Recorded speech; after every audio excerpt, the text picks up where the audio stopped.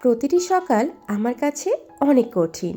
প্রতিদিন সকালবেলা আমি যখন এই কনকনে শীতকে হার মানিয়ে নিজের শান্তির ঘুমকে ত্যাগ করে বিছানা থেকে উঠে পড়ি, আমার কাছে মনে হয় হ্যাঁ, আমি সঠিক রাস্তাতেই আছি। হাই গাইস, আসসালামু আলাইকুম।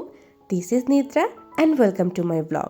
ঘুম থেকে ওঠার পরে এক কাপ গরম চা খেয়ে সোজা চলে আসলাম আমার পড়ার টেবিলে। প্রথমেই আমি আমার টু ডু লিস্টটা রেডি করে নিলাম। আজকে অনেক অনেক পড়া আছে, সেই সাথে আমার অনলাইন ক্লাসও আছে। সো সারাটা দিনকে সুন্দরভাবে সাজিয়ে রাখাটা খুব দরকার।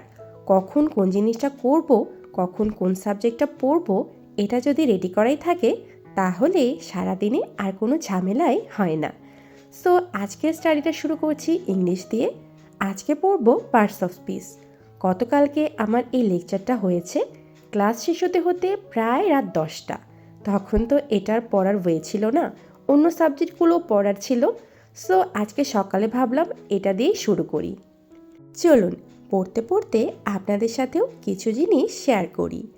যখন আমরা কোনো এক্সামের জন্য প্রিপারেশন নিই, তখন সেই এক্সামের জন্য কোন কোন টপিকগুলো ইম্পর্টেন্ট সেটা জানাটা যেমন দরকার, ঠিক তেমনই কোন কোন জিনিসগুলো একদমই ইম্পর্টেন্ট না, আমাদেরকে বাদ দিয়ে পড়তে হবে, সেটা জানাটাও খুব দরকার।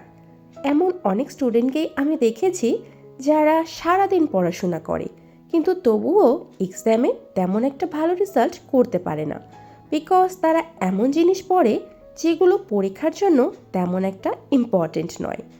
সো যখন আমরা কোনো এক্সামের জন্য প্রিপারেশন নিব, অবশ্যই আমাদেরকে সেই এক্সামের জন্য কোন কোন টপিকগুলো ইম্পর্টেন্ট অ্যান্ড কোন কোন টপিকগুলো আমাদের বাদ দিতে হবে, এই দুটো জিনিসই ভালো মতো দেখে রাখতে হবে, যাতে আমরা অযথা সময়টাকে নষ্ট না করি। পার্টস অফ স্পিচ অনেক বড় একটা টপিক, সো এটা ফুল আজকে কমপ্লিট করা পসিবল হবে না। ফার্স্ট স্টাডি স্লটটা কমপ্লিট করার পরে আমি চলে আসলাম আমার ব্রেকফাস্ট করতে, বিকজ অনেক বেশি ক্ষুধা পেয়েছে। তো ব্রেকফাস্ট করার পরে চলে আসলাম আবার আমার পড়ার টেবিলে। অ্যান্ড এখন আমি ম্যাথ করব, বিকজ আজকে আমার ম্যাথ ক্লাস আছে। অ্যান্ড আমি সবসময় ট্রাই করি প্রতিদিন আমার যে ক্লাসটা থাকে সেই ক্লাসটা করার আগে সেই টপিকটা একটু পড়ে দেখার, যাতে আমি যখন ক্লাসটা করব তখন আমার কাছে সব কিছু ইজি হয়, আমি ইজিলি সব কিছু বুঝতে পারি। বিকজ অনলাইন ক্লাস অ্যান্ড সরাসরি ক্লাস অ্যান্ড অনলাইন ক্লাসের মধ্যে একটা পার্থক্য থাকে।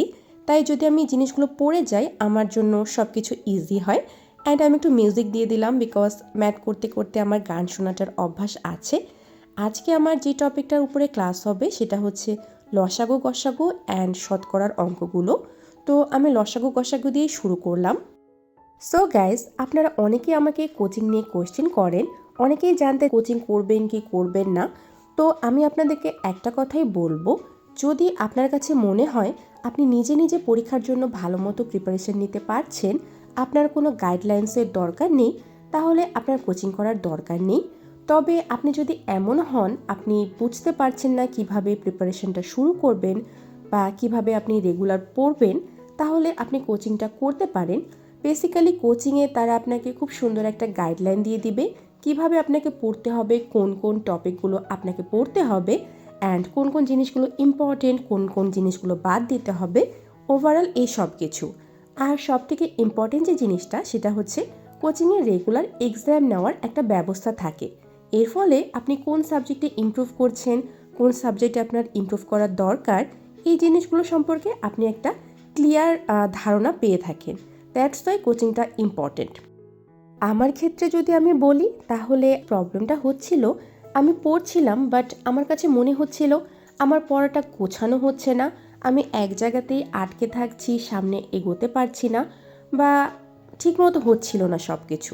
সে কারণে আমি কোচিংয়ে অ্যাড হই। অ্যান্ড কোচিংয়ে ভর্তি হওয়ার পরে আমার কাছে মনে হয়েছে আগের থেকে আমি অনেকটাই আমার পড়াটাকে গুছিয়ে নিতে পেরেছি।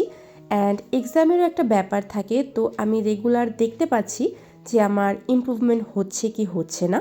দ্যাটস ওয়াই আমি ভর্তি হয়েছি। তবে আপনার যদি এরকম কিছু না থাকে আপনি নিজে নিজেও প্রিপারেশন নিতে পারেন। কোচিংটা ম্যান্ডেটরি নয়, এটা জাস্ট আপনাকে আরেকটু বেশি সাহায্য করে আপনার প্রিপারেশন নেওয়ার জন্য। ম্যাথ শেষ করার পরে কিছুক্ষণ সাধারণ জ্ঞান পড়লাম অ্যান্ড এখন একটা ব্রেক নেব। এই ব্রেকের মধ্যেই রান্নাঘরে চলে আসলাম অ্যান্ড এসে দেখি আম্মু খিচুড়ি রান্না করছে and I just love khichuri. So গোসল টোসল করে লাঞ্চটা সেরে নিলাম অ্যান্ড লাঞ্চ করার পরে 1 কাপ গরম চা বানিয়ে একটু নেচারের সাথে টাইম স্পেন্ড করলাম। যখন অনেক বেশি ফ্রাস্ট্রেটেড ফিল হয় তখন 1 কাপ চা বানিয়ে এভাবেই বসে থাকি অ্যান্ড জাস্ট ভাবতে থাকি। কী ভাবতে থাকি জানি না, জাস্ট মনে হয় সব কিছুর মধ্যে হারিয়ে যায়। সো ব্রেক শেষ করে আবার চলে আসলাম পড়ার টেবিলে অ্যান্ড আজকে আমার ক্লাস আছে সন্ধ্যায়। তো আমি ট্রাই করছি সন্ধ্যার আগে আমি যা যা প্ল্যান করেছি আজকে সারাদিনে পড়বো সেটা পড়ে ফেলি, বিকজ রাতের বেলা ক্লাস করার পরে আর এনার্জি থাকে না কোনো কিছু পড়ার, তারপরেও হালকা পাতলা পড়তে হয়। তো দিনের মধ্যে আমি ফুল ফোকাসে পড়ার ট্রাই করি। সো গাইস, অলমোস্ট সব সাবজেক্ট ডান, এখন শুধু বাংলাটাই বাকি আছে অ্যান্ড বাংলার খুবই বোরিং একটা টপিক আজকে আছে, বাংলার প্রাচীন যুগ। সো এই টপিকটা আমার একদমই ভালো লাগে না, বাট কিচ্ছু করার নেই, পড়তেই হবে। সো আজকের জন্য এতটুকুই। সবাই ভালো থাকবেন, সুস্থ থাকবেন, অনেক অনেক পড়াশোনা করবেন। আল্লাহ হাফেজ।